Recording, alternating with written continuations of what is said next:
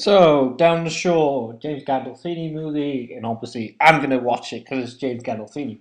Um, I like it. I don't think it's amazing. I think it's quite a subtle film, and there's some great performances in there. I think it's quite enjoyable. I think there are well-developed characters in it. I think even though it is subtle, it does bring out character and performances that are really fun to watch. And Gandolfini's fantastic in his role.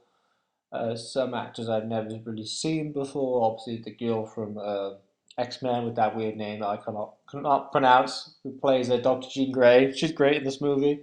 Um, I really like the sort of special kid. You know, he was called like, "I want a hot dog, I want a hot dog," and all that. And he was great.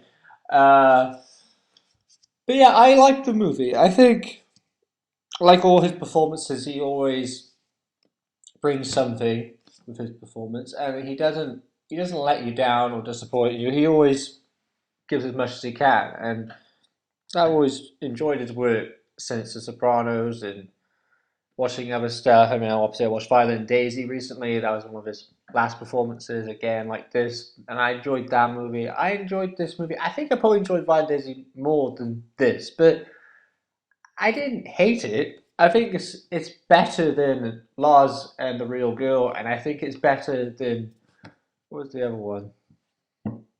Better than Lars, and it's better than the other one, the teacher thing. Half Nelson. That was it. Half Nelson.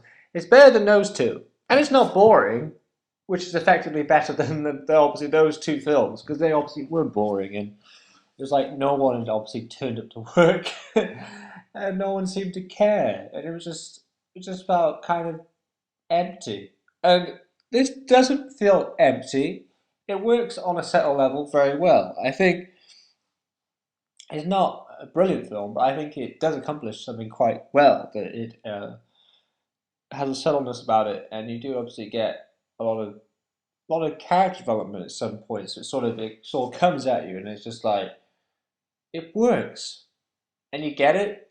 And like obviously some films where it's not really working and everything's just all kind of muddled, that doesn't happen. But with this movie, it did happen, and only sometimes I watch some movies and I'm like, what? What's going on now?